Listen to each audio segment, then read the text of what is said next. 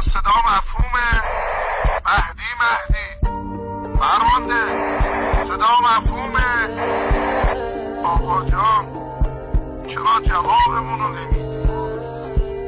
از همه سربازای امام زمانی به فرمانده عالم آقا صدا مفهومه؟ صدات کردم دوباره که میدونم شما داری صدامون.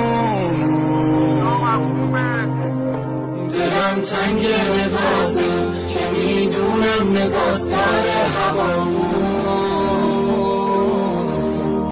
دل دنیا بیا همین حالا میاد واسه این روز مظلوم، واسه چشمای محروم، واسه قلبایی که با دیدنت میگیرن آروم.